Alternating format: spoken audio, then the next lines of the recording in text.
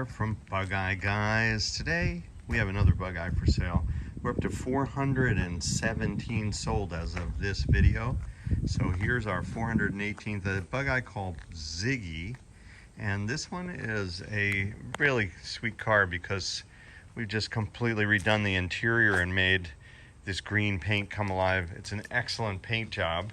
The interior was not up to speed, so we have changed all that. But now you have really a very striking color combo and just pretty much a stunning car. I think universally after 417 Bugeyes, I'd say that green and tan is pretty much always a winner. It's a very, very popular color combination. So this is a nice, very sharp car with a really nice reflective quality. You can see my reflection, and it's a metallic paint, so it's very pretty. There are a few tiny scratches here and there. The car is showing around 7,082 miles on the odometer, and I will bet you this car was restored 7,082 miles ago. So the paint job, after that much time in the world, there are a few imperfections, but they are very hard to find. It's a really stunning car, and I just want it to be clear for anybody looking that, you know, it's not completely perfect. There's a little nick there, and then there were a couple other little things which I'll show you. This door got hit. Something fell off a shelf and scratched it. Garage hanger rash, right? Everybody, we all need to keep our garages less cluttered around our classic cars. But anyway, this is a very handsome car. Green piping, new carpet, wood steering wheel, new dash covering. It's all welded and filled, so you have it done right. A lot of the cars we're finding, your average nice looking internet Bugeye might often have unsupported vinyl here on the dash because of the radio cutout, but that's not the case here. It's a really nice restoration, and of course new tan panels which we custom made, and good door pockets. So the interior is pretty gorgeous. A slightly larger rear view mirror. We have another imperfection here. There must have been a dealership badge mounted there, so we have just some placeholders filling that spot. If we could find a cool vintage badge, that could go in that place. One other thing I noticed is that we have to replace this latch. This is the kind of detail that we spend a lot of time on, and I don't know that other people do as often, but regardless, we will fix this. This looks better like that than like that. You can see the door is just a tad proud.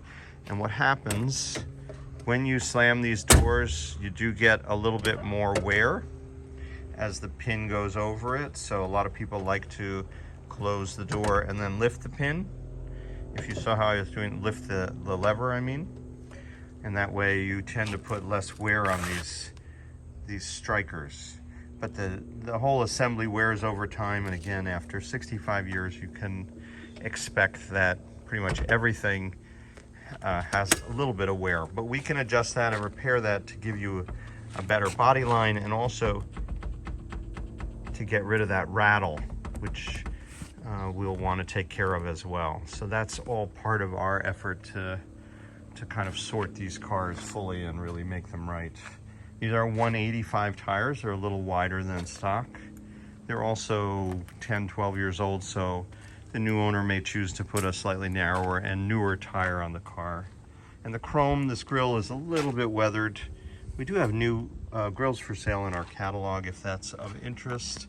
I would leave that. It doesn't bother me, but again, that's up to the new owner. A lot of people ask us about bumpers. The bumpers are really cosmetic only. They don't have much function because of course they're at ankle height, and nothing in the world's at ankle height anymore. But if you like the chrome accent, and it looks very nice on this car, you leave it there. If you don't want it there, we can remove it quite easily. So all in all, a really striking car for somebody looking for a very handsome Bugeye, and it's got a 1275 engine and disc brakes. I will show you under the hood now.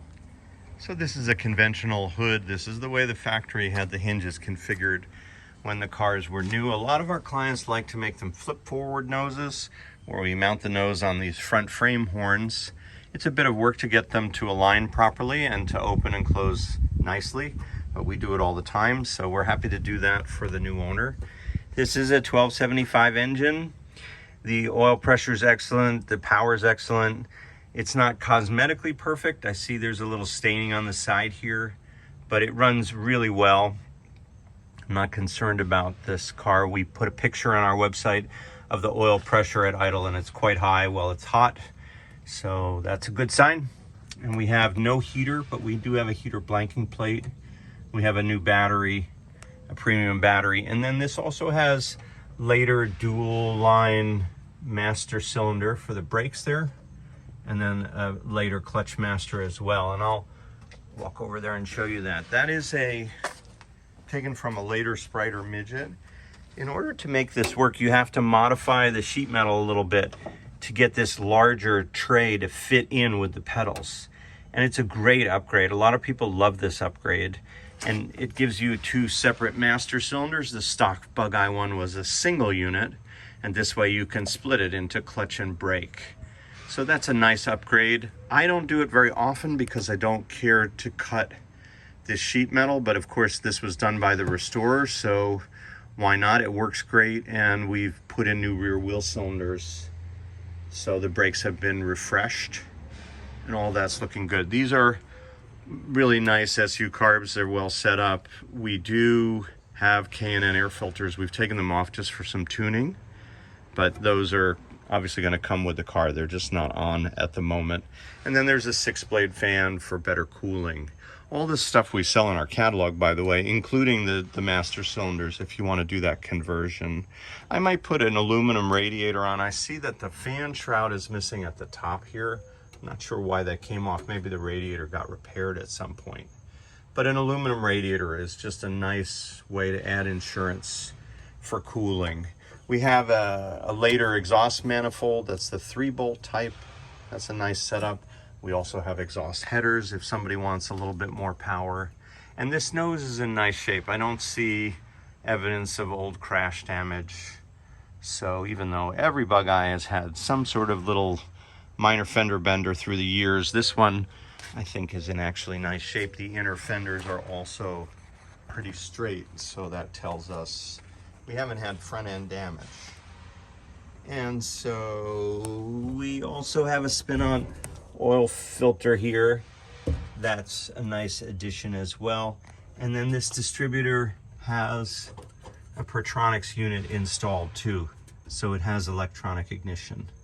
So there are a lot of good upgrades here. The car is good and reliable. There's no sway bar on the front, and I'm sure for the new owner we can discuss a build out package of other little improvements they might want. We already put in new tan 3-point seat belts, which is a really nice upgrade. I think every one of these cars should have these. It just makes you feel like you're wearing the car that much more. This is, and of course there's some safety value to having them. And then this is a nice looking tonneau as well. You can see pictures of all this on our website. There's no horn at the moment as well, so we did want to put in an air horn, but that's also up to the new owner. Anyway, there's just a huge pile of pictures on our website if you want to see them at bugeyeguys.com. And if you like these videos, we hope you'll buy your parts from us. We have a full parts catalog at our website as well. Thank you for watching today from Bugeye Guys.